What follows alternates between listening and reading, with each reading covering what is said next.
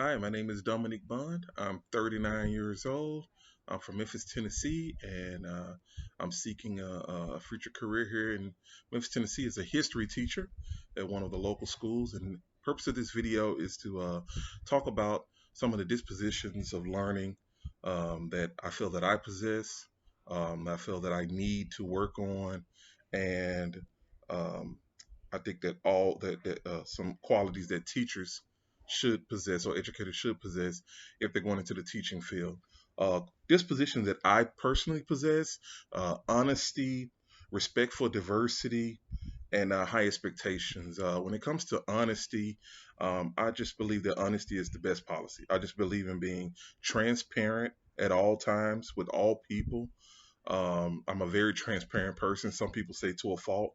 I just believe in being just being open and honest with people, and being open and honest with myself about how I feel, my strengths, my weaknesses, and that's something that I'm going to expect from my students. To be open and honest with me, and I know sometimes with students, with kids, they have a tendency to hide or be shy, or maybe not want to express themselves to an adult. And so I'm hoping that my honesty, and when they see my level of transparency and how vulnerable, because I think that's one of the things that prohibits a lot of people from being honest, is that people don't want to be vulnerable with one another. And so I'm hoping that as I'm vulnerable with my children and I share stories about my life and I share stories about my expectations with them, that it will allow them to impart, open up to me, and be vulnerable to me. I do believe that energy transfers, and so I'm hoping that my honest energy will allow them to release some honest energy.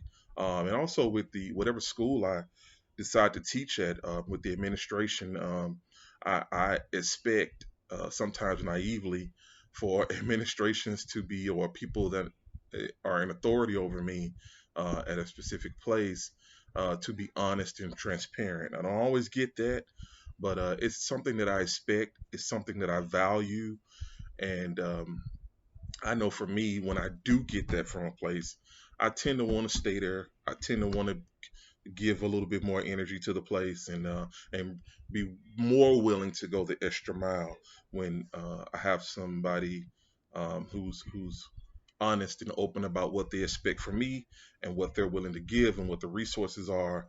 Um, so yeah, honesty, respect for diversity is a big one for me. Not just because I'm a black man, but I just believe in um, respecting everybody and their values and their cultures and their backgrounds, no matter if you agree with it or not.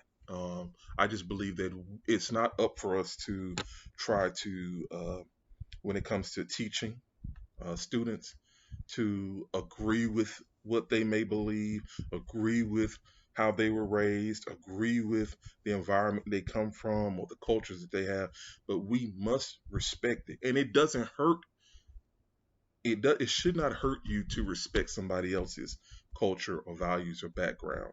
And it seems like we're seeing a lot of division now in this country and in different parts of the world as well, not just America, with people not being able or not being willing to respect the diversity in others. I have a coworker. I work at Whole Foods in the prepared foods department. I have a coworker who works in the bakery. Um, I don't know his. He was born a young man. He was born a man, and I don't even know his male name, but he informed people that he wanted to be called Ann, and he's going through a sex change to become a female.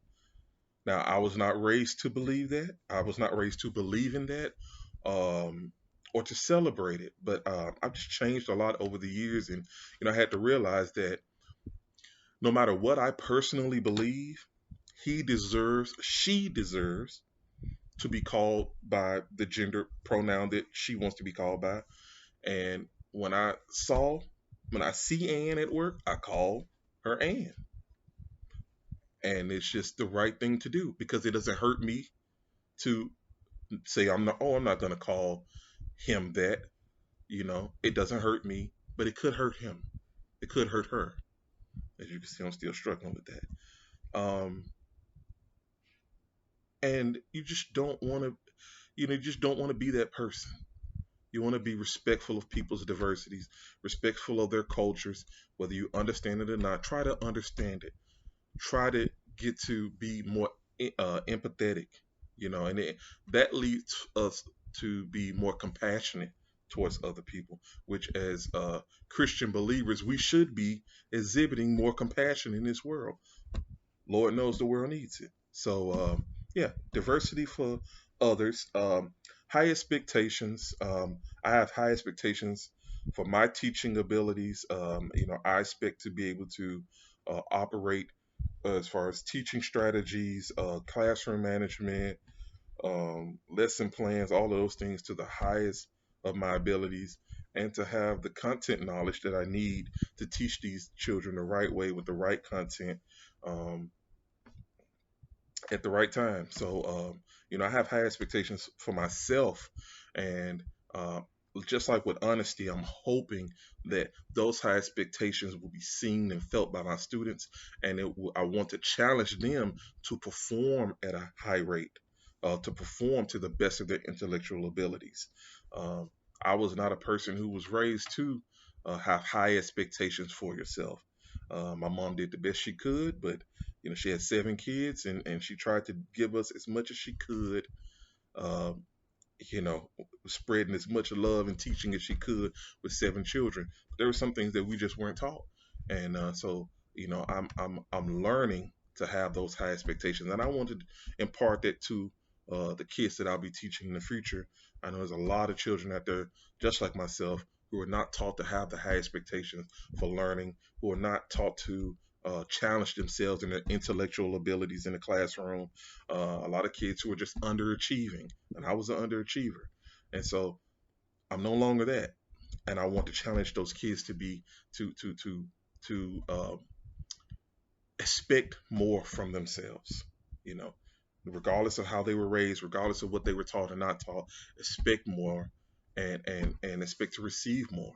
And I expect that for my administration too. Whatever school or schools that I decide to teach at, I expect those schools to hold me to a high expectations as a teacher, with code of ethics, with professionalism, with my abilities in the classroom to teach, with being innovative, and I expect that school. I mean, because I don't plan on going to teach at a school who does not have high expectations for its faculty and for its students. Um, I expect the administration to uh, want to be able to teach the best kids and cultivate the best kids in the best environment for children. So, dispositions that I need to work on is definitely dedication. When I feel that there's discrimination or injustice, or uh, when I feel like there's unnecessary challenges at places that I work, I have a tendency to withdraw. And I know when I do that, it affects my relationship with my management, and it affects my relationship with my coworkers, with my team. And it's something that I'm still dealing with now, working at where I've been working at for almost 8 years. Um, it's just something in me that when I feel like things are not balanced and they're not being done in a righteous and fair way, I will pull back. Sometimes I'll call in and say, "Listen, I can't make it to work." I lose that dedication that I initially have when I come to work at that place. I start to lose some of that drive and some of that willingness to go the extra mile for this team or this management, because I'm just seeing some things that are not being done in the right way. So that's something that I definitely need to work on, especially going into the teaching profession, because you really can't do that with children. You got to be dedicated.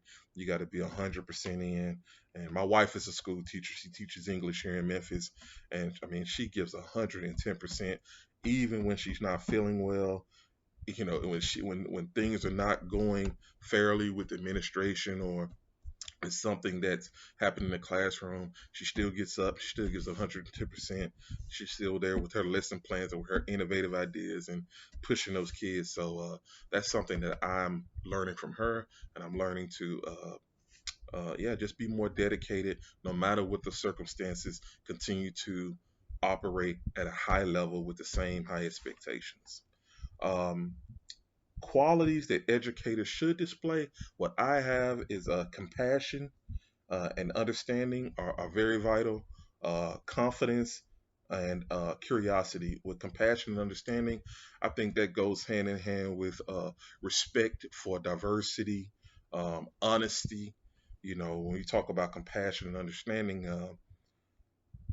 like I said, just being able to have that empathy for people, being able to put yourselves in somebody else's shoes, see it through a different lens, see somebody else's story through a different lens, and try to understand each individual person, their strengths, their weaknesses, their shortcomings, their capacity to learn, their capacity to grow.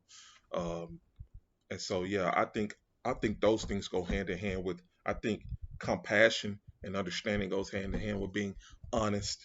When you're honest with somebody and they're honest with you, you begin to learn each other a lot more. And then as you learn somebody, as you learn how they move, how they think, how they were raised, it opens you up to have more compassion and understanding and more empathy towards them, and also more respect for them, because then you're not looking at someone as if they're a stranger, but as a close friend or somebody you can confide in.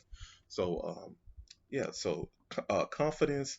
I think every educator should show confidence in their knowledge of teaching strategies, classroom management, um, and confidence in like what we've been learning here at GCU. A lot of the code of ethics, the dispositions of learning that we're learning right now. That's a lot of different teachings that we're getting here that we can take into the classroom and be confident that we have learned everything that we need, and we have a foundation to build upon learning other things that we're gonna experience firsthand in the classroom.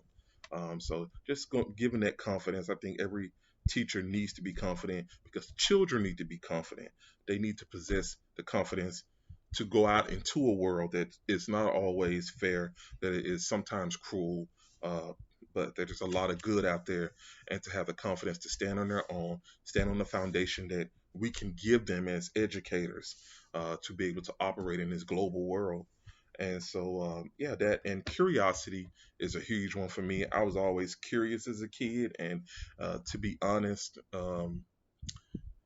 that's another one of those things where curiosity was not always encouraged in my household. Not that it was discouraged, it wasn't discouraged at all, but just was not encouraged. I was never pushed to uh, try different things or think outside the box or challenge myself in a different way when I thought differently about things. Uh, and so I think that kind of hindered me as I grew up, because I began to go and experience the world, began to travel. I began to talk to people about ideas that I had when I was younger, and and they would say, "Oh man, that was a great idea. Why didn't you never?" Well, and curiosity was never really encouraged, so I never really pursued those things. And I definitely want to. That's something that I want to bring to the classroom, especially with children. Kids have imaginations that can run wild, but they have great imaginations, and some of the best ideas have come from children, have come from young people. I mean, if we want to talk about inventions like Bill Gates and Michael Dell, who built the Dell computers, a lot of them started when they were young. They started in their mom's garage. They were 9, 18 years old, building computers, creating software. Uh, Same with Warren Buffett and his love for numbers he got from his dad, who was a broker, if I'm not mistaken, or accountant or something. And he learned how to count really well and to work with numbers, and that led him to be an entrepreneur when he was young, at 12, 13 years old. He had what was a bubble gum machine? He had something that he had started, and then that, as he grew older, led into him becoming a stockbroker and becoming who he is today. Um, but each one of those guys had a curiosity when they were younger, and their parents encouraged that. And as an educator, I think that is very important to encourage kids to be curious about the world, to be curious about new ideas and innovative ideas and new ways of learning, and allow that to, just bring some excitement into their hearts and minds, so that they can be more excited about learning overall, which is sometimes a problem for kids because they go to school and they're just there, or they're there for the wrong reasons. And we need to just be able to twist that knob of curiosity in their brains to think about school in a different way, to think about learning in a different way. So that's what I have to say. Thank you for listening, and I hope to watch everybody else's videos to see what you guys get.